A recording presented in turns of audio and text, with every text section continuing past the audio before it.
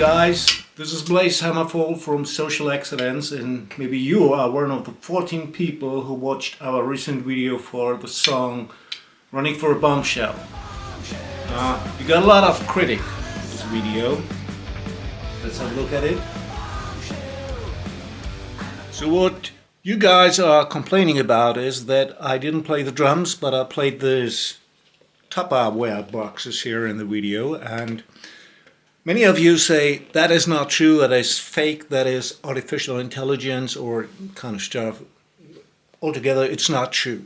The truth is, I played drums with these Tupperware boxes. There's no difference if you play on a real drum or on a Tupperware box, or even, I don't know, on a hat or something like that.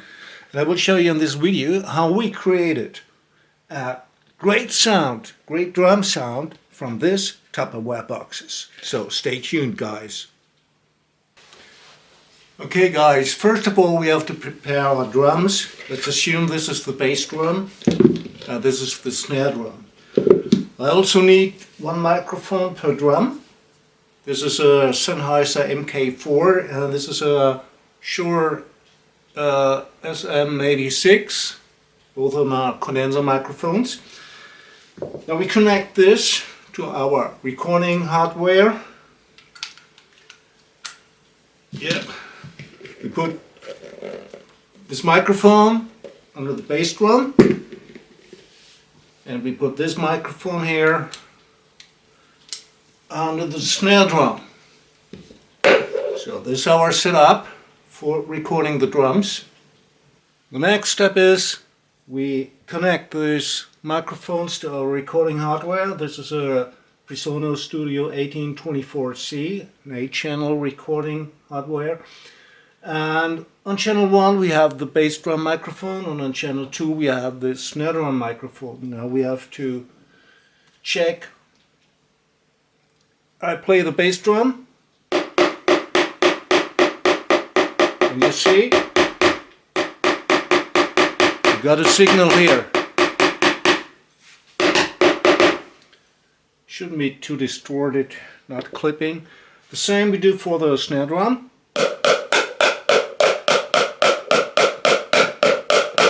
Great. Now we can play both of them. Great setup, guys. Okay guys, the next thing we need to do is we have to prepare our digital audio workstation. I use Studio One here. I have this one here.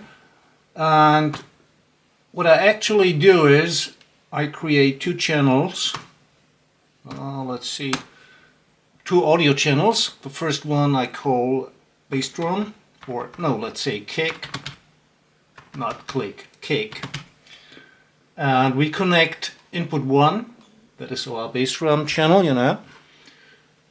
So we have this one here, and we create a second one we call snare and connect it to the input 2. So we both arm it so we can record. Yeah, we have a little clipping here at the beginning, I don't care. So now we gotta check if that is working. Let's play our drums. Yeah, see, there's something coming up at channel 1 and 2, and we have channel 2. Great, great stuff, guys. So we are prepared to record our drums. I have prepared a click track here and start the recording. So guys, let's go!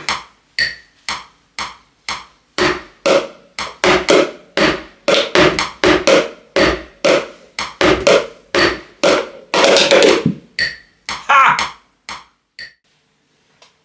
Okay, the recording is done. We have now our kick track and our snare track here. You can see we have here a kick and a snare. Let's listen to it. Sounds like the following.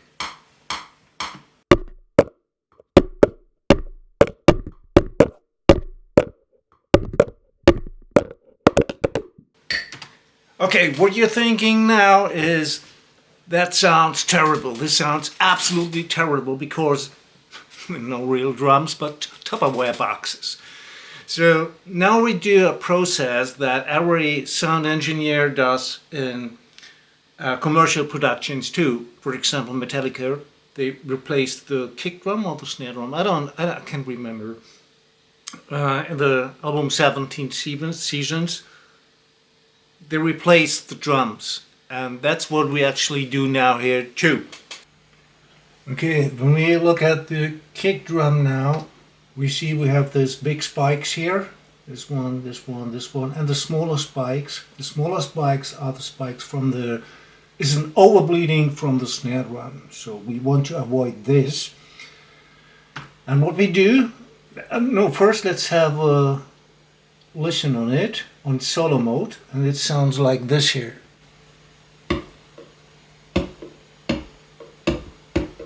You hear this very low overbleeding from the snare. We don't want to have this, so we just apply a gate on it.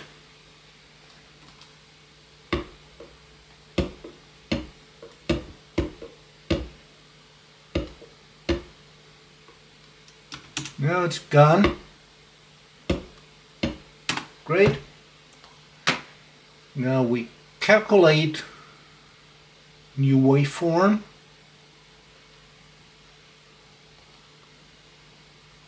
And we do the same with the snare drum.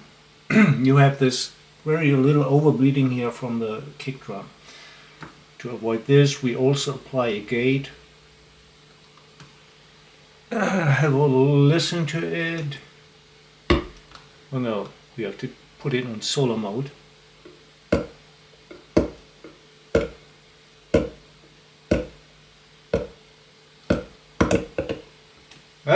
No overbleeding.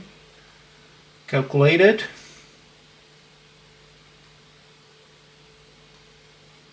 And now we are ready to go. Okay, now the pure magic will come up here.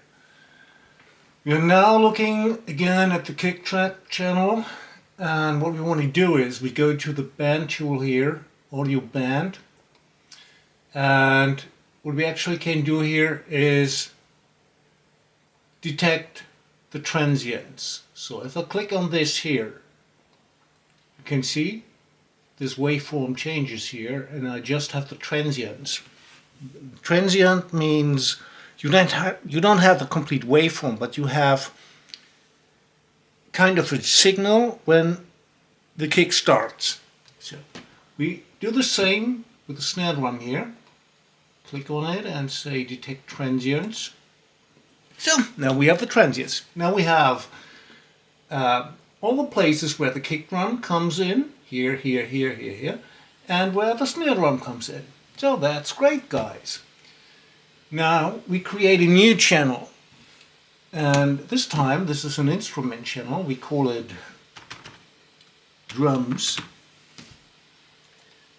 and we put some drum software on it, like Superior Drummer or Addictive Drummer, doesn't matter. I try Superior Drummer here.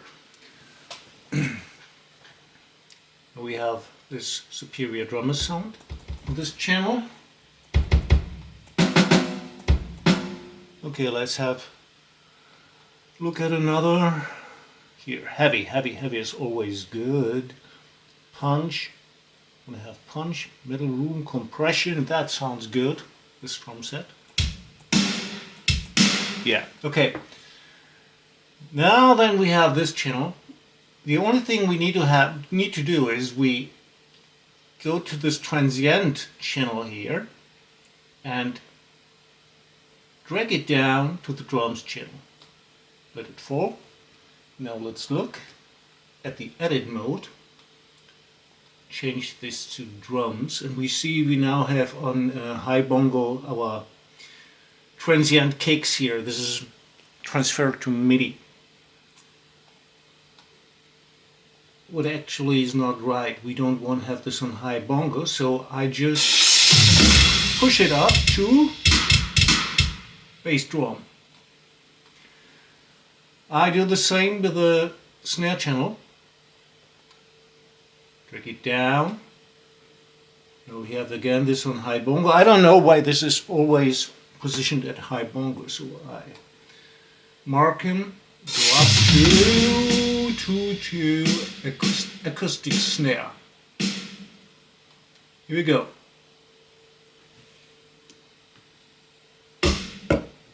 Okay, there's something is wrong here. Just so here. Okay, that's it. Now we can mute this original channels here. Now the original sound was this one. Okay. But we now have this instrument channel. This is a MIDI channel with Superior Drummer, and put this transients on it, so we have now real drum sound. So I solo this drum channel, mute the transient channels from the kick and the snare. Now we have this here.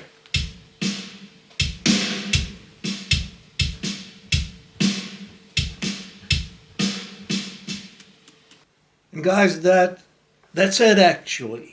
There's nothing more. Now we have a real cool drum sound, and we can use this drum sound to synchronize it with our video when I'm playing the drums on the ground. So finally, let's have a look at this, and that's the end of the video. So hope to see you again for some other audio engineering secrets with myself, and yeah, have a good time. Enjoy our synchronization video here. So guys, let's go!